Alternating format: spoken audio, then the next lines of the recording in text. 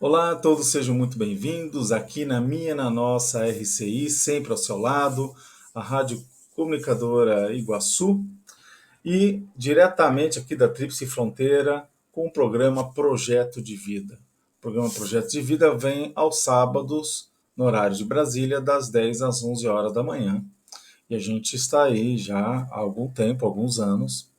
Se você quer assistir os demais programas, ver ali o material que foi disposto e tudo mais, você pode acessar pelo YouTube, acessando ali no canal da Apex e também ter acesso na própria RCI que eles fazem ali, né? Ou seja, deixam um compilado de todas as entrevistas que aconteceram durante o período, eles armazenam lá.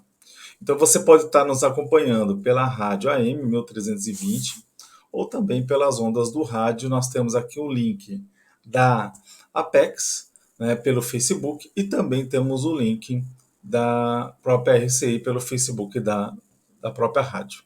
Então sejam muito bem-vindos, muito bem-vindas, e estamos aqui para aprofundar a proexologia. O que é a proexologia? É uma ciência, apesar do nome complexo, né? Proex vem de Proexis, Programação Existencial. E essa programação existencial é um projeto de vida que nós admitimos que muitas pessoas já começam a fazer. Algumas já fizeram, outras não fizeram ainda, mas irão fazer. Que seria o quê?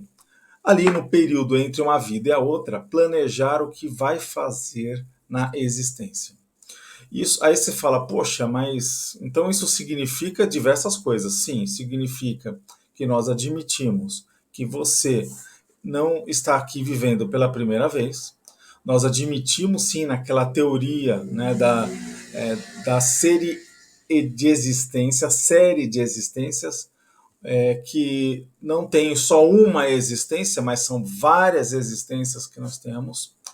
Nós admitimos a multidimensionalidade, ou seja, que nós não estamos numa única dimensão, a dimensão física, e temos uma dimensão extrafísica, e essa dimensão extrafísica é justamente o ambiente que nós ficamos após o descarte do corpo biológico. Então a gente estuda que nesse período entre um renascer de novo, nós passamos uma faixa, um período que é um período que estamos no extrafísico.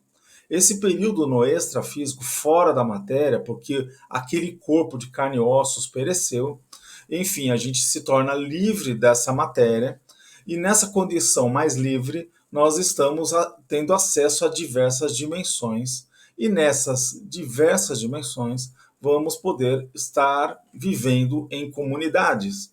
Essas comunidades extrafísicas que são muito parecidas com a Terra, com o ambiente da Terra, ou também outras mais diferenciadas, onde nós não temos pessoas, por exemplo, que precisam de veículos para se locomoverem, ela se locomove sozinha até em velocidades maiores do que um carro, um avião, assim vai. Mas aí vai depender da maturidade daquela pessoa, daquela consciência. Então a gente admite que você, eu, todos nós somos consciências que não somos findáveis, ou seja, a gente não tem uma finitude.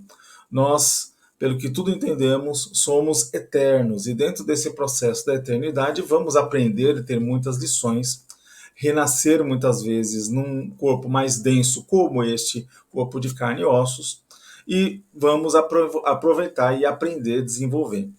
Mas o que a gente percebe, tanto pelas vivências pessoais, por exemplo, eu, André, eu lembro de vivências pessoais fora da matéria.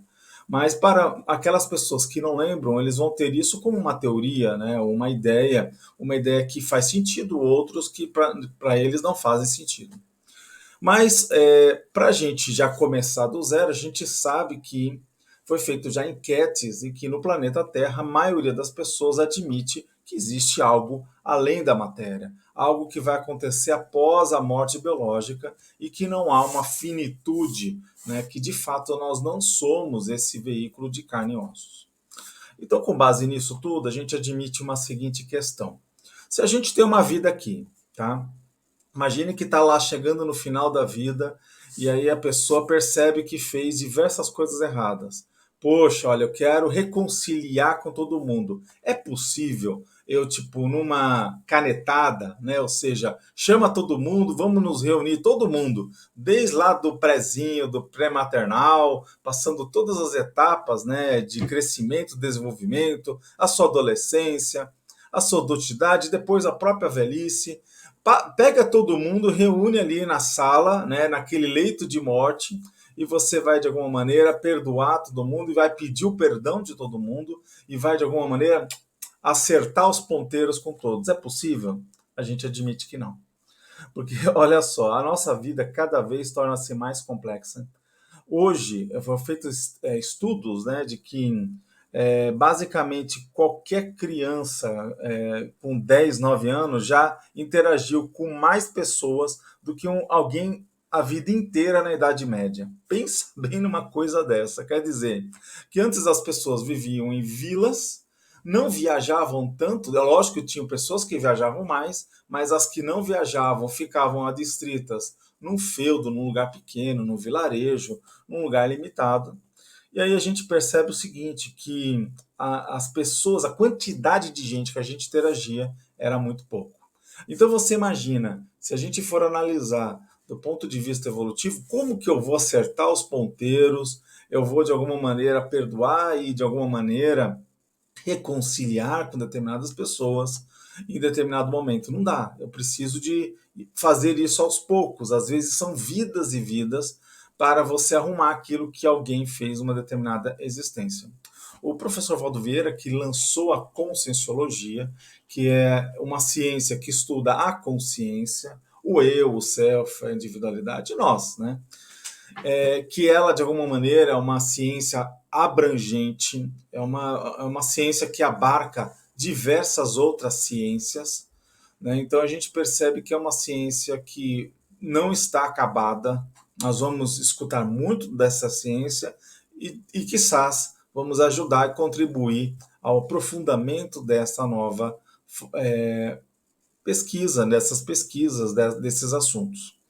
E com base nisso, o que o professor Valdo uma vez ele comentou? Ele falou assim, olha, se uma pessoa, ele acontece de assassinar, matar uma outra pessoa, ele pegou pelas retrocognições, as rememorações de vivências passadas, ele observou que demorou cerca de 700 anos para acontecer a recomposição daquele karma, daquela ação que pode ser não premeditada, pode ser atrapalhada, pode ser um infortuito qualquer, né? Algo, né, muito específico. Só que aí percebe-se que a pessoa ela fica com o rabo preso, porque afeta a vida de um monte de gente. Então, se você interfere no linear, na existência, no direito de uma outra pessoa, é lógico que isso vai afetar sobre os nossos direitos, sobre a nossa liberdade, e com isso nós podemos sentir muitas vezes mais livres, com mais opções a escolher. Isso dá uma condição que a gente sente até melhor, ou então uma condição mais limitada, com menos possibilidade de escolhas. Tudo isso, pessoal, não é novo. A gente já escutou falar muito sobre a lei do karma, a relação causa-efeito. Então, muita gente, de uma maneira até empírica, até instintiva, já ouviu falar sobre esse assunto. E nós trabalhamos sobre tudo isso aqui no programa Projetos de Vida. E a gente admite o quê? Vamos analisar. Se eu não conseguir, naquele leito de morte, chamar todo mundo e reconciliar com todos, o que eu posso fazer? Programar, se eu tiver lucidez, entre uma vida e a outra, eu estando ali numa comunidade extrafísica, com uma certa lucidez, percebendo aqueles atos falhos, percebendo os erros, percebendo os acertos também, ou seja, analisando aquilo que eu tenho de ferramenta e aquilo que eu tenho que conquistar, aquilo que eu tenho que arrumar, eu de alguma maneira eu consigo planejar a minha próxima existência, vendo quais são as personalidades que eu vou interagir e com isso poder ajustar aí os ponteiros, fazer a recomposição daquele grupo, ou melhor, uma parte daquilo que pode ser feito, tá? Porque aquela história, nós temos as nossas limitações E tudo isso a gente começa a perceber que as coisas elas não são tão simples quanto às vezes a gente gostaria que fossem, não é? E então, para a gente entender um pouco mais sobre isso, a gente traz aqui no programa diversas pessoas que vão falar sobre o seu projeto de vida, para a gente entender como que elas funcionam, como que elas planejam a sua própria existência, os cuidados que elas tomam, aqueles mata-burros que elas evitam. Então, tudo isso a gente observa que a gente trabalha e acaba discutindo aqui com vocês. Para começar, a gente inicia com a professora Isolete, que aqui ela vai dar pílulas de conhecimento. Ela, todos os sábados ela tem um bloco em que ela fala do momento de autogestão. Vamos a este momento e já retornamos. Assinante de nossos canais, seja bem-vindo a mais um Momento Autogestão. Eu sou a Maria Isolete e hoje vamos falar sobre Slow Life. Podemos entender Slow Life como um movimento ou um estilo de vida que iniciou já faz algumas décadas, mas agora é que vem se acentuando. Na tradução literal seria vida lenta. A ideia central é deixar de lado aquele ritmo frenético de fazer as coisas, muito comum nas grandes cidades e no atual mercado dinâmico e competitivo. Semana passada trabalhei em São Paulo e falando com colegas e amigos, praticamente todos citaram que as suas vidas estão cada vez mais aceleradas. É comum encontrarmos pessoas com a agenda lotada e com aquela sensação de que falta tempo para realizar todas as atividades que precisam. Estão sempre correndo atrás do tempo. Por outro lado, há uma intensa busca por qualidade de vida, um desejo de desacelerar essa corrida absurda. Se pensarmos que a tecnologia facilitou muito a execução das atividades, teoricamente, teríamos mais tempo livre. Tempo livre para reflexão, autoconhecimento, descanso e a tão almejada qualidade de vida. Porém, não é isso que ocorre, não é isso que eu estou vendo por aí. Ficamos quase o tempo inteiro conectados via smartphones, tablets, computadores, para atender demandas externas e frequentemente nos afastamos de nós mesmos, daquilo que é essencial para nós. Os praticantes do Slow Life acreditam que viver devagar significa desacelerar, mas não significa fazer as coisas mais lentamente, e sim estar mais consciente, mais focado. Não fazer 500 coisas ao mesmo tempo, fato que gera grande nível de estresse. Esse estilo de vida propõe fazer as atividades na velocidade certa, conhecendo o seu próprio tempo e aprendendo a administrá-lo segundo os seus valores e o que faz sentido para a sua vida. Eu digo que isso é não se deixar engolir pelo redemoinho dos outros. É uma quebra de paradigma, né? Porque produtividade sempre foi associada à rapidez, pressão, velocidade. No entanto, a pessoa pode ser produtiva tendo uma rotina mais leve, pacífica e com qualidade de vida. Inclusive, nós já sabemos que competição a qualquer custo cobra seu preço. Tem um impacto na redução da expectativa de vida e pode até gerar doenças crônicas. E o colapso na saúde desequilibra as demais áreas da vida, porque estão todas interligadas. Entendo que a essência do Slow Life é fazer sempre o seu melhor, considerando suas prioridades, seus limites, distinguindo o que faz bem e o que faz mal para você, organizando seu tempo e conquistando equilíbrio nas diferentes áreas da vida. Por isso, é tão importante a autogestão existencial.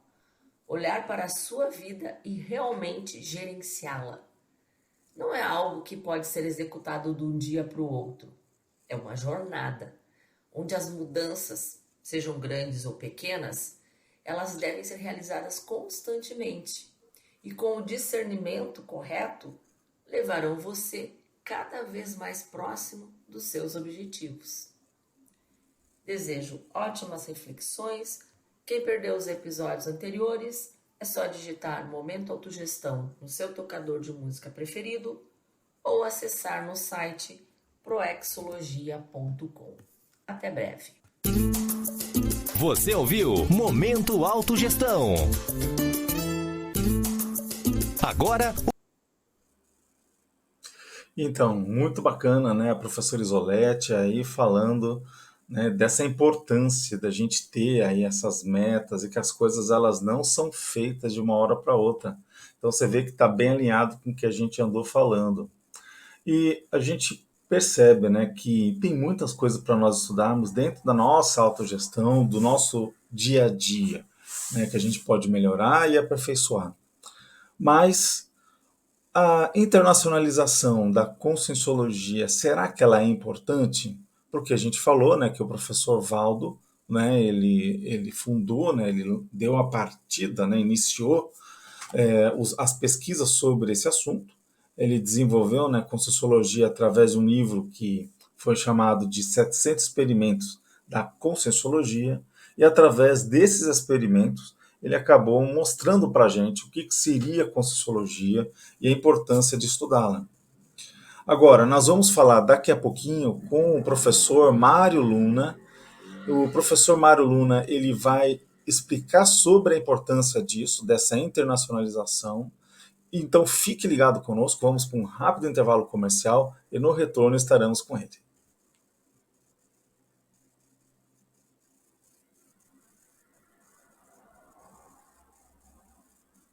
E voltamos aqui na minha, na nossa RCI, sempre ao seu lado.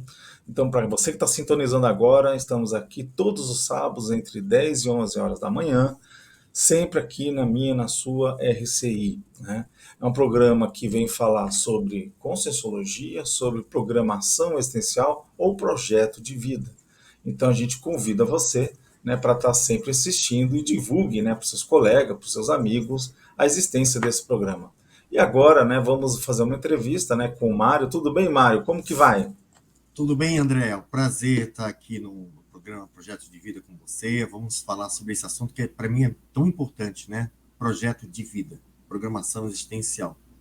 E eu acho que a Nós que conversa vai ser... agradecemos, Mário. A gente sabe que você aí é uma pessoa que está muito envolvido com a internacionalização.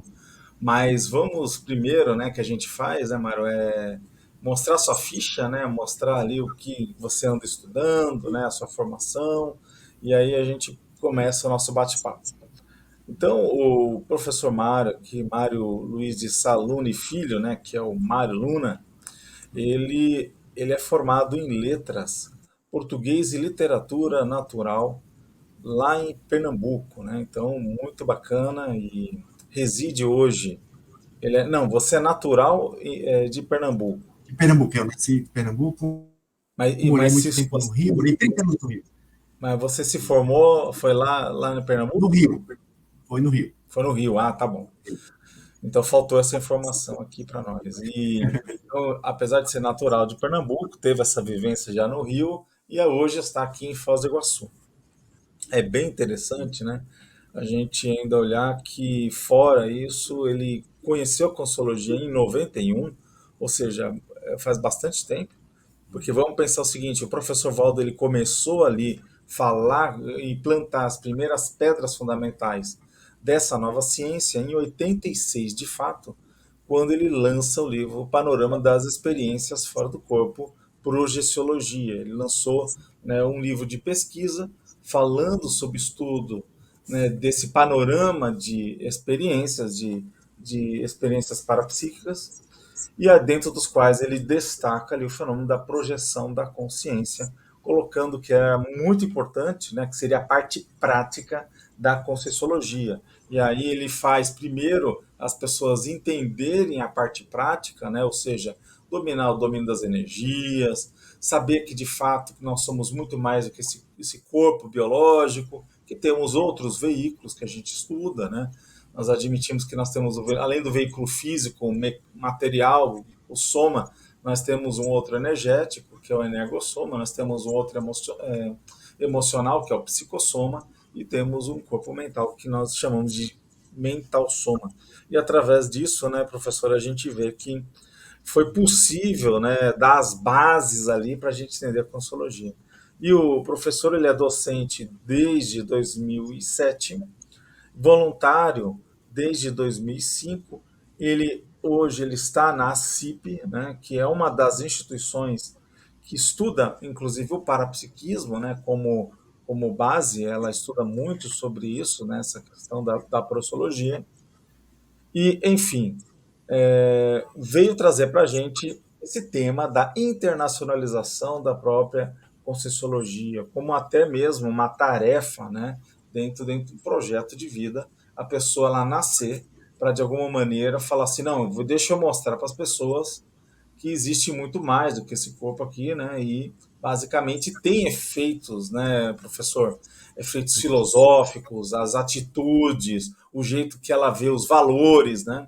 Então isso afeta muito a postura íntima, o dia a dia da pessoa quando ela vê que existe, até como a gente falou no início, né, a questão do karma e tudo mais. Mas, professor, só para a gente começar aí o nosso bate-papo por que te interessou trazer esse tema para nós? Porque por trás desse tema há algo, como eu falei, que é muito importante nós discutirmos e até conversarmos com mais pessoas que realmente acessaram essa informação proexológica. O que é uma informação proexológica? É uma informação de algo que foi, como você colocou lá no início do programa, acertado, né? Entre vidas. É uma programação que nós fazemos entre vidas. Então, essa programação, quando ela é feita antes, ela leva em consideração, a priori, o nosso mega trafó. O que é isso? É o nosso mega traço força. É o que temos de qualidade para oferecer. Uma habilidade que nós dominamos já bastante. E eu acho interessante, André, quando a gente fala sobre a tarefa em si, mas ela por trás tem essa questão proexológica que é muito rica. Porque, assim, eu imagino, tá? Não lembro do meu curso intermissivo, né? Esse curso entre vidas, mas deve ser algo assim. Olha, eu quero otimizar a minha existência, a minha próxima existência. O que é que eu posso fazer para otimizar mais? Então a gente vai lá, analisa o que temos de melhor oferecer. Qual é os traços, força que nós temos, as qualidades que nós temos, que pode acelerar o quê? Qual é a intenção quando a gente senta para planejar a nossa vida? A intenção é qualificar a assistência. Porque nós vivemos no planeta hospital. E essa é a condição a qual nós vivemos hoje. Pode ser que mude, né? O planeta escola. A gente tem essa ideia no futuro, mas por enquanto é hospital. Então precisa bastante de ajuda. E não só no processo com as outras pessoas, mas com nós mesmos, né? Como você falou mesmo. Também lá no começo do programa, a necessidade que nós temos de reconciliar com essas pessoas que nós tivemos aí um rabo preso no passado. Então, nós viemos aqui agora para esses ajustes, para esses acertos. E de que melhor maneira podemos fazer isso? Com as nossas qualidades, com os nossos melhores trafores, os traços força. Então, quando a gente planeja, quando a gente faz um projeto de vida, né, existencial dessa magnitude, ou seja, antes mesmo de voltarmos, né, para a experiência física, é muito importante a gente usar isso assim, olha, internacionalização, tá, por quê? Porque eu tenho, por experiência já de vidas, adquirido o poliglotismo. Né? Eu, por exemplo, falo 3 línguas. Eu tenho poliglotismo, então isso é muito forte em mim. E eu quero usar isso para assistência. E a Conscienciologia é uma ciência que, apesar dela ter surgido lá na década de 80, né? No final da década de 70, já com projeções da consciência do professor Valdo Vieira, né? É uma ciência nova e ela precisa trazer novas ideias, se consolidar como ciência, né? O estudo acadêmico que é feito dentro da própria Conscienciologia e tudo mais. Então, a gente está começando aí um processo, eu digo até bastante rápido, porque durante a pandemia nós tivemos uma aceleração muito grande desse contato com os estrangeiros.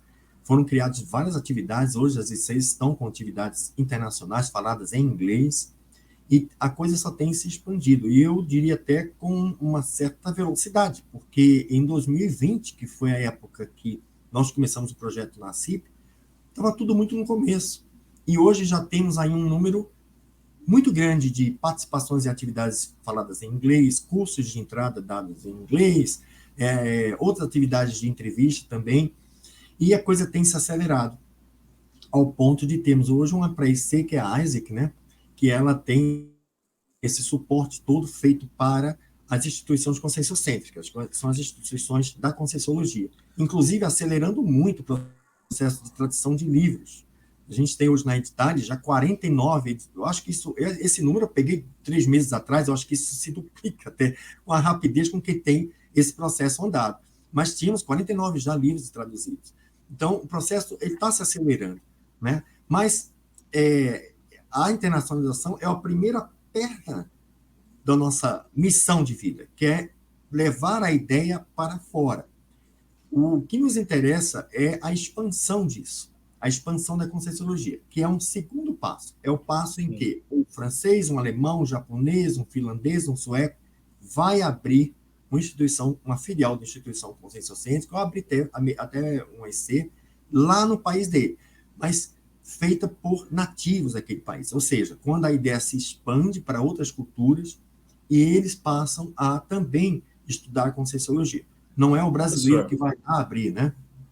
É interessante, né, que a gente, né, por exemplo, eu tive a oportunidade de estar no estrangeiro, né, defendendo, né, a Conscienciologia, buscando divulgar a Conscienciologia, e nós já tivemos colegas, né, que foram, né, por exemplo, para Londres, né, morar em Londres, e de alguma maneira foram defender essa nova ciência. E ao chegar lá, o que que essa pessoa comentou, né? Esse professor comentou que havia muita resistência um estrangeiro falar de uma ciência nova. Por exemplo, ele comentou, inclusive, né, que Antônio Pitaguari, né, ele foi a pessoa que eu estou chamando a atenção. O professor Antônio Pitaguari, ele morou lá na Inglaterra por anos, e basicamente ele chegou a falar o seguinte, que havia muito preconceito de acordo com o inglês que ele se colocava, né, perante, então, a ideia que o outro está dizendo. A gente sabe mais ou menos aquela questão, né, professor, que sabe quando as pessoas te medem de cima a baixo? Fala assim, não, deixa eu medir. Quem que é esse cara que está falando? E percebeu-se, né, ele sentiu isso na pele, o Antônio, que ao falar só o accident, só a procedência, só o jeito de falar, ele fala, ih, isso daí não entende nada, né? Ou seja, preconceito, se a gente for analisar, é um preconceito. Então, o que você está falando de você ter um professor nativo naquele país, dando aulas, isso aconteceu conosco até em Portugal, né? Eu estive em Portugal e lá a gente via como que era importante um professor português dando aula, né? Que o efeito, porque a língua, a base é a mesma, a língua é a mesma, só que a vertente é diferente e os costumes, o processo das culturas são diferentes. Então, com isso, né, a gente sabe que é lógico que as pessoas, quando sabem que é estrangeiro, né, professor, eles aceitam algumas gafes, né? É interessante, eu vou só colocar aqui uma coisa curiosa, não sei se você sabe disso, mas tinham professores nossos que iam dar aula no Japão e chegando lá falava, né, tipo a tintim, né, dando, né, taça com taça, né, comemoração, né, de festas, né? Aí o pessoal tudo dando risada. Eu falei, mas por que? Eu fiz uma coisa errada? Não, tipo, tintim aqui para nós é o órgão sexual masculino. Então, isso é uma gafe, né? Mas tudo bem, você é brasileiro, eu não sabia, né? Então a gente percebe que do ponto de vista das culturas, né, professor, a gente sabe que temos que ter esse cuidado. Você não vê dessa forma? Eu vejo, e você trouxe um assunto muito interessante, André, que é a necessidade hoje que nós temos de, entre esses 6, tá? Eu não estou falando do grupo da CIP, o grupo da PEX, o grupo da E só para ficar claro, né, professor, é a instituição conscienciocêntrica, a instituição da Conscienciologia, hoje que leva a Conscienciologia, né, como base, né?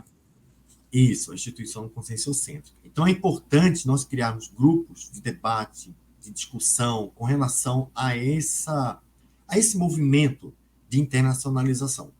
Por quê? Porque na CIP, por exemplo, nós tivemos já 4 cursos de entrada, né, para estrangeiros. Então, nós tivemos aí um escopo de experiência trabalhando com os estrangeiros, que é um escopo rico. A Reaprendência teve o escopo, a experiência, né, em sala dos professores da Reaprendência. É importante a gente trocar, porque tem muito essa questão, sabe, de aprender com um aluno. Por exemplo, dependendo da nacionalidade, você pode até abordar um aluno na aula e dizer: André, você tem alguma dúvida? André, você entendeu esse conceito? Algumas nacionalidades aceitam bem isso, outras não. Eles não gostam de ser abordados assim.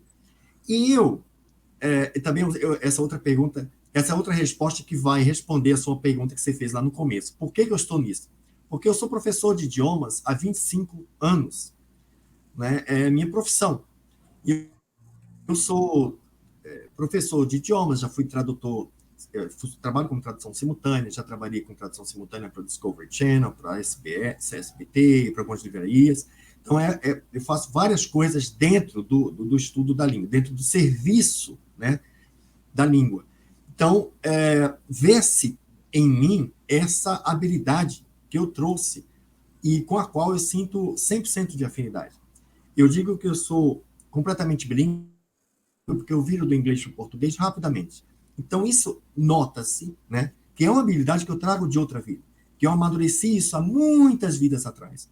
E essa vem madura. Só que, em vez de repetir isso só como professor de idiomas para pessoas que querem conseguir um emprego melhor, viajar, fazer um exame fora, estudar fora, agora eu estou usando para Conscienciologia.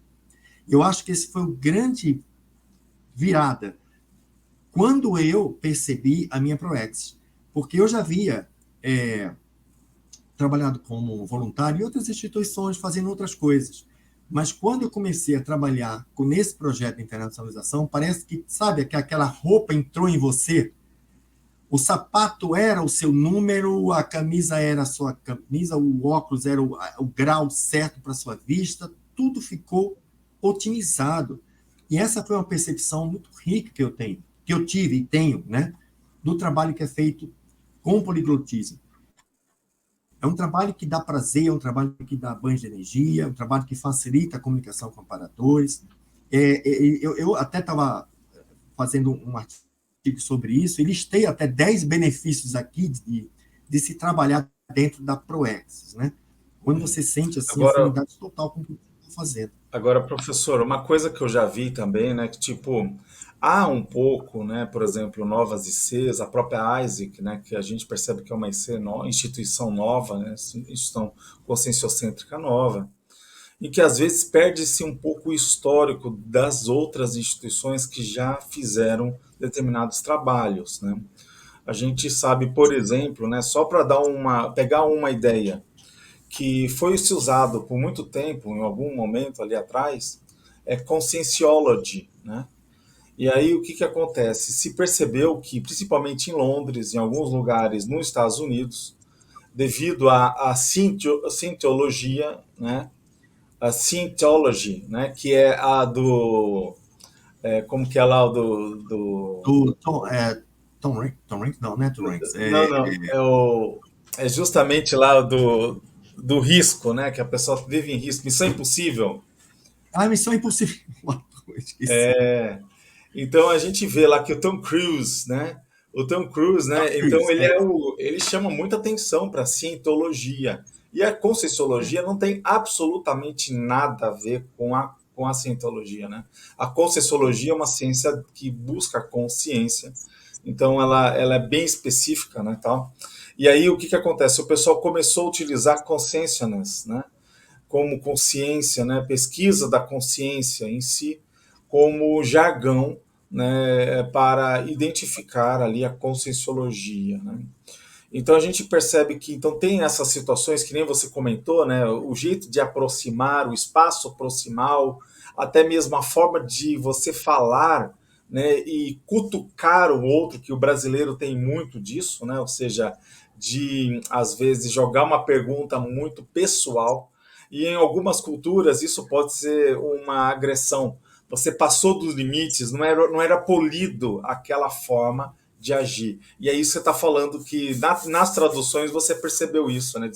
trabalhando com a Discovery Channel, por exemplo? Não, isso foi antes. Eu falei só do histórico e de como eu tenho trabalhado com idiomas, né? Mas isso eu percebi em sala de aula, André. Eu passei por isso. Por quê? Porque como professor de idiomas, a gente faz isso. A gente chama de spot check. O que é o spot check? É aquele que você dá a matéria e depois vai ver com o aluno se ele aprendeu o que foi passado. Mas isso é uma prática comum da professora. Eu fui para dar aula de Conscienciologia com isso para o estrangeiro. E eu aprendi que não.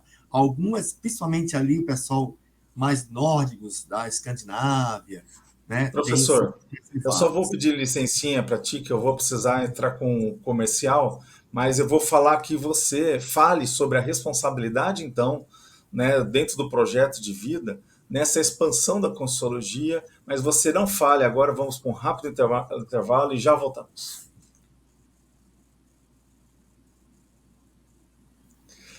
Então, estamos aqui na nossa RCI 1320 AM, diretamente de Foz do Iguaçu, para o mundo, para o cosmos. E você que está aí ligado, você pode sempre nos acompanhar desde o Facebook e também pelo YouTube, que os programas lá ficam guardados, e você pode ter acesso acessando Apex, APEX, e lá justamente ter acesso a esse material da Conscienciologia, né? É material dessa nova ciência que vai poder acessar os nossos outros programas. Deixamos uma questão no ar com o professor Mário Luna, que era o seguinte: então, olhando essa questão da responsabilidade, né, quanto ao projeto de vida, a gente vê, né, professor, que não é só uma responsabilidade do fazer, mas é como fazer, da melhor forma de fazer, né, com relação à expansão da Conscienciologia. Então, quais são as ideias que vêm à sua cabeça nesse assunto? É importante nós termos em mente primeiro por quê? Por que estamos fazendo tudo isso? Porque nós queremos expandir a ideia para outros países. No Brasil, ela está muito difundida, né? Assim, a Conscienciologia ela nasceu aqui no Brasil. Nós temos já uma estrutura de campus, de campi, muito forte aqui no Brasil. Mas precisamos levar isso, por quê? Porque há várias pessoas que estão, de certa forma, esperando essa informação que a gente tem. Uhum. Eles precisam de talvez uma senha, uma ideia, para eles também acessarem, né, processo de curso intermissivo que eles fizeram. Né? Não é um privilégio só dos brasileiros da Conscienciologia. Nós temos outras pessoas que também passaram por esse processo. E estão, de certa forma, ligadas à Conscienciologia, de certa forma, até diretamente ligadas. E elas estão aí. Muitas, como eu estava, né, antes de descobrir a Conscienciologia. Então, eles estão esperando essa informação. E é importante que a gente seja efetivo, cuidadoso, ao abordar esse intermissivista. Né? A gente tem esse termo intermissivista, que é aquele que passou pelo curso intermissivo, que fez uma programação de vida antes de vir para essa experiência intrafísica. Então, ele está lá. Ele está ainda ignorante, né, com relação a essa ideia. E ele precisa... Agora, professor, você como estudante de letras, como uma pessoa das línguas, da comunicação, da cultura, explica para nós o seguinte: se há uma estratégia, uma necessidade de expansão internacional da Conscienciologia, por que essa ciência ela não nasceu em inglês, que é uma língua muito mais falada no planeta, ou talvez o próprio espanhol, que é uma das segundas, se eu não me engano, talvez é a segunda língua mais falada no planeta? Olha, o Brasil, pelo histórico, aqui nós vivemos num país, multirreligioso, com muitos paradigmas aí, e com a liberdade de pensamento muito grande, e, sobretudo, com a religião espírita ou espiritualizada, religiões espiritualizadas muito fortes. Se a gente for analisar, nós temos o processo da religião espírita, nós temos as religiões africanas. Tudo isso se criou, historicamente falando... Uma miscigenação, né, bem feita. Uma miscigenação muito forte. Desde o descobrimento, nós convivemos com as religiões africanas que são espiritualizadas. As religiões africanas já trabalham esse processo da vida após a vida física, né? Vida espiritual. E com isso veio muito forte o movimento espírita, do qual o professor Valdo saiu. Então, esse abertismo que o brasileiro tem, essa flexibilidade mental de entender essas religiões e até de se identificar com elas, possibilitou bastante essa difusão toda, né, que houve no processo até mesmo da história do país. E a religião espírita ficou muito forte. Agora, imagine você na Inglaterra com essa ideia, o processo é muito mais difícil. Porque a Inglaterra é um país com religiões muito fortes, como o catolicismo, até mesmo protestante, né? Ali tem uma corrente religiosa ainda muito forte. Na França, então, até pouco tempo, o Allan Kardec teve problema de publicar os livros. Se ele não se associasse à religião católica, passando a mencionar o nome né, até mesmo de Jesus Cristo, envolvendo Jesus no estudo dele, ele não teria acesso ali que ele teve. Então, é muito complicado você começar um processo de estudo da consciência do corpo que a gente estuda, né, extrafísico, pluriexistencial, multidimensional, no país em que há tanta rigidez ainda de ideias com relação à espiritualidade. Se a gente for analisar, por exemplo, há um físico francês chamado Jean Charron, eu tenho até um livro dele aqui, tá aqui à mão. Esse livro, O Espírito Esse Desconhecido, do Jean Charron. O Jean Charron é um físico francês, um físico quântico francês famosíssimo.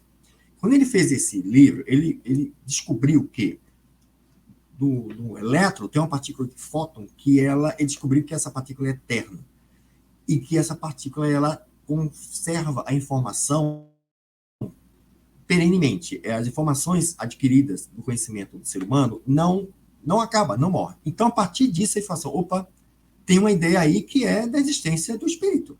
E a existência do espírito pode estar explicada dentro da física a partir dessa partícula do fóton. E aí ele começa a falar sobre isso tudo. O que aconteceu com ele foi que ele foi expulso da Federação dos Físicos Franceses por defender uma coisa assim.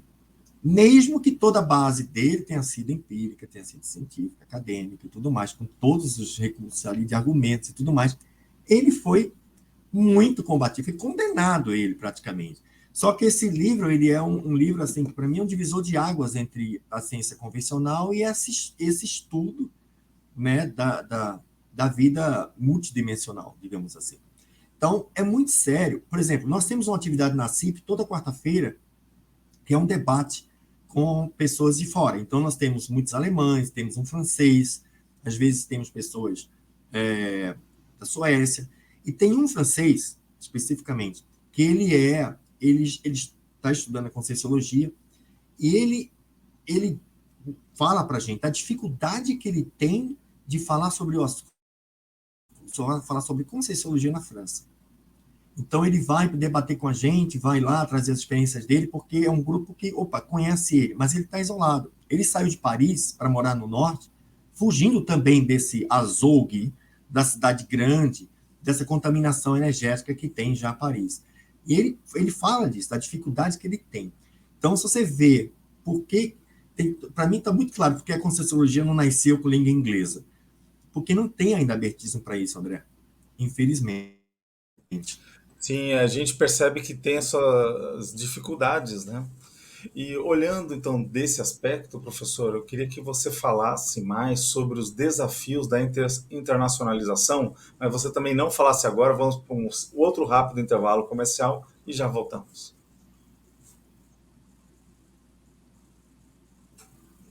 Estamos aqui com o professor Mário Luna, ele representa a CIP e está falando aqui para nós sobre a internacionalização da Conscienciologia. O professor Mário, ele tem muita experiência pelo fato de ser um estudioso de línguas, mexer com tradução, está envolvido com isso há muito tempo, e a gente percebe que tudo isso dá um cabedal para ele tanto de responsabilidade, mas quanto capacidade de dialogar para todos nós sobre esse assunto, de qual a importância, né, da gente chegar e fazer essa ciência, ela germinar, ela ser nutrida e crescer fora do Brasil, né? Então o professor falou aqui que o Brasil, ele percebe que tem uma abertura maior, o brasileiro em si, um ambiente, né, para discutir novas ideias. Então a gente percebe que esse processo cultural do Brasil,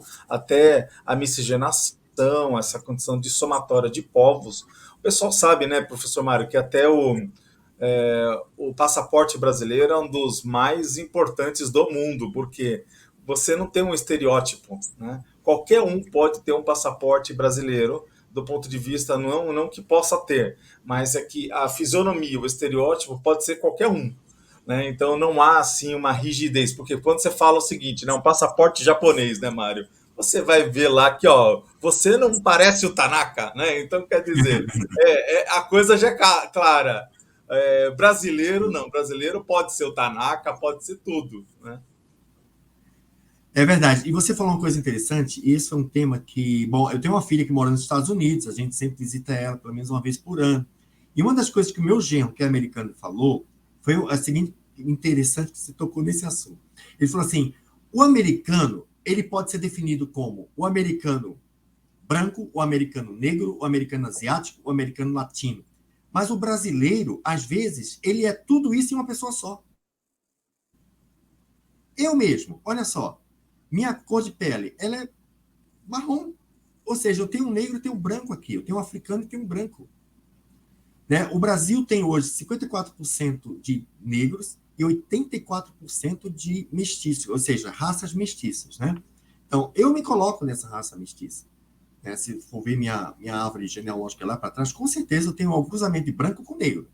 Né? Porque senão seria caucasiano, e não sou. Então, o brasileiro, às vezes, tem toda uma raça. Uma pessoa reúne várias raças. E isso é de uma riqueza muito grande. E o americano admira muito isso. Né? Não existe aquele estereótipo brasileiro, né? Como você mesmo falou. Mas estamos falando sobre os desafios, né? Aí agora vamos entender um pouco os desafios. Para você, assim, o que você sente mesmo, até fazendo as traduções, porque eu sei que você trabalha muito com a ISIC, com essa instituição, que ela ajuda e dá suporte a todas as outras instituições da Consciologia a traduzir eventos, fazer tradução simultânea. A gente sabe que não é fácil fazer a tradução simultânea, principalmente de ideias novas, em que você vai ter que chegar e vai traduzir aqueles conceitos novos para um outro idioma, né? Então a gente sabe que primeiro, né, professor, eu acho que você deve ter estudado muito para ter uma base idiomática da língua estrangeira, trabalhando com a Conscienciologia, para poder, de alguma maneira, estruturar um pensamento lógico, né? E não ficar numa tradução superficial, não é isso? Isso. Há alguns desafios, eu queria listar aqui alguns que, para mim, são assim, fundamentais para quem quer trabalhar com a internacionalização de forma efetiva. Como é que eu falo de forma efetiva? É que a gente possa fazer os resgates, as reconciliações e sermos, né, as senhas para os intermissivistas, né, que estão aguardando essa nossa assistência através da TARES, ou seja, Tarefa do Esclarecimento. Então é importante a gente levar muito a sério o que a gente está fazendo, pensando, planejando, estudando como chegar a essas culturas, como falar com essas culturas. Então, o primeiro desafio para mim que eu vejo é entender essas culturas, começar a estudar. Né? Vamos dar um curso, quem são os alunos? Nós temos um sueco, um alemão, um finlandês, um espanhol. Vamos ver como eles se comportam. Como eu dei um exemplo aqui, para os escandinavos, você abordar ele diretamente não é legal, mas para o espanhol não tem problema. E aí, como lidar com essa diversidade? Outra coisa é a gente começar a estudar mais o universalismo. Eu vejo que é muito importante nós termos essa flexibilização pensênica. O que é isso? Pensene, né? A teoria do pensene. Pensamento, sentimento e energia. É uma unidade. Os nossos pensamentos, nossos sentimentos, nossas energias devem estar fundidos numa mesma unidade, projetando, trabalhando dentro dessa visão universalista. Agora, universalismo de verdade. É o universalismo daquele que você procura entender o outro, saber como assistir melhor o outro. Esse é um desafio. Isso passa também pela maneira como você fala o idioma. Nós entendemos que o inglês, principalmente no Brasil, o Brasil é um país onde apenas 5% dos brasileiros falam uma outra língua e apenas 1% fala fluentemente uma língua estrangeira. Ô, professor, só trazendo um caso que eu acho que é bem interessante, que um casal de professores, ele foi dar um curso tanto na Irlanda quanto na Finlândia, e aí eles falaram que o pessoal estava se sentindo tão assim, assim, uma amizade, né? Criou um relacionamento tão positivo que eles convidaram para ir na casa deles. E uma das ações, assim, de um contexto de troca, né, social, seria todo mundo estar tomando banho numa jacuzzi, né, ou num lago com águas vulcânicas, nu, né? E aí eles iam ver a família toda nua e eles iam ver o casal nu.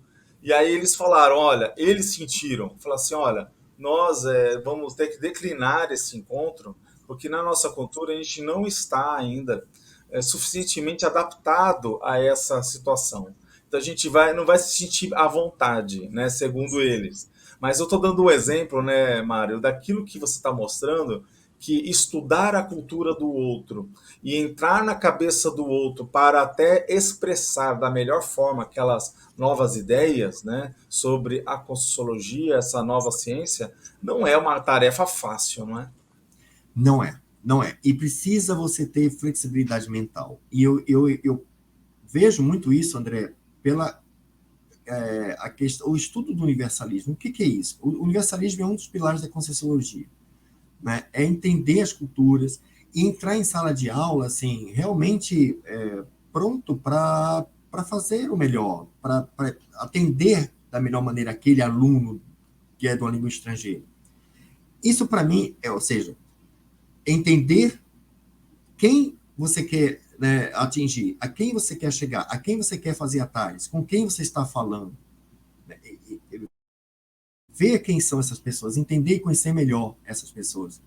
Já que não se trata só... O brasileiro está tranquilo, a gente sabe com o que a gente está falando, mas o estrangeiro às vezes não. E eu vi que lá no começo, os primeiros cursos de entrada que nós demos para estrangeiros, eu errei, porque eu ali adotei algum comportamento, alguma mania minha que eu uso com os brasileiros, mas não funcionou com gringo. Então vamos mudar. Então eu também comecei a refletir e falar, agora veja bem, se eu sou um professor que fala, não, isso aqui é a maneira como a gente trabalha na Conscienciologia, não vou mudar. Ou não, eu sou um professor já experiente, imagina se eu vou estar agora mudando minha maneira de dar aula por causa de um espanhol. Isso não deve acontecer, entendeu? Não deve acontecer. A outra coisa que eu vejo muito é no investimento do falante de língua inglesa, porque a priori é o que a gente tem mais, né? Atividades de língua inglesa. Assim, de regra geral, o inglês da Conscienciologia, ele está no nível comunicável, está no nível bom, porém, eu vejo, por conhecer essas pessoas falando o idioma e sabendo da qualidade que elas têm como docentes, eu vejo que muitas vezes a língua é um entrave, é um gargalo, e eles não se expressam tão bem, claro, como se expressariam na língua materna, no português. Então eu vejo muitas vezes as pessoas ali num sacrifício muito grande. É louvável, sim, porque eles estão ali trabalhando arduamente em se comunicar numa língua que ele não domina 100%. Mas ele está ali. Eu acho louvável, eu acho bacana isso. Eu acho que tem que ser elogiado essa ação, esse esforço. Mas, ao mesmo tempo, eu acho que as pessoas devem investir na língua, investir no inglês. Porque nós falamos de coisas tão sérias que uma palavra mal colocada pode fazer a pessoa entender um conceito totalmente errado. Professor, pode falar. eu não sei se você visualiza essa questão que eu vi um determinado contexto, algumas coisas acontecendo no sentido de que o professor, muitas vezes, até assistindo outras palestras em outros idiomas, é muito tolerável o estrangeiro errar. Né? A pessoa que está curiosa, né? A pessoa daquela cultura que recebe o estrangeiro, ele vai para aquela palestra, aquela conferência, ele quer saber daquele assunto, ele já está lá porque ele quer. Só que o que acontece? Eu já vi isso, eu não sei se o professor Mário ele percebe que ocorre esse fenômeno, que muitas vezes, quando essas palestras, quando essas conferências são de assuntos muito palatáveis, muito ao encontro do que a pessoa pensa, ele até atropela esse processo e acolhe muito bem esse estrangeiro. Entretanto, quando você fala da Conscienciologia em si, como mexe com atributos muito mentais, muito lógicos e raciocínios que vão ao encontro, ou né, com pensamentos encrunhados, né, formas de pensar que às vezes estão erradas, até mesmo situações em que a pessoa ela precisa reciclar, ela vai arrumar alguma desculpa para não gostar daquela ideia. E uma delas é falar o seguinte: ah, eu não gostei da pessoa, eu não gostei do interlocutor, eu não percebi direito, né? Mas na verdade, você sabe que a rigor ele percebeu, ele entendeu. Só que é um mecanismo de defesa do ego. Você vê também dessa forma ou não? Pode. Sim, eu vejo, e aí é que está, né, o investimento que se faz no estudo de idioma, para que você tenha ali o controle do seu pensamento, do que você quer transmitir, do que você quer passar, né? Porque se estamos na posição de docente, imagina que um aluno, isso já aconteceu, tá? Um aluno, eu pegando uma opinião de um aluno que estava participando de uma atividade, ele falou assim: Mário, eu não consegui entender muito bem, porque o inglês não estava um pouco confuso, as ideias, as palavras, assim. Eu senti que não era aquilo exatamente que o professor queria falar. E isso passa bastante pelo investimento que se faz no idioma, né? Já que agora nós estamos com esse projeto de vida, né, de internacionalizar, e que está surgindo cada vez mais oportunidades para falarmos em inglês, né, para o mundo. Eu digo para o mundo porque hoje, por exemplo, um evento nosso, não acompanho das demais instituições, não sei se eu sei, mas um evento nosso já tem aí 300 visualizações, 200 visualizações de vídeo. Então, tem bastante. Tem, claro, bastante brasileiros que assistem inglês, mas tem já muitos países aí acompanhando. Então, é importante nós termos esse cuidado, sabe, André? Porque eu já vi professor colocando coisas de uma forma que não era nada daquilo.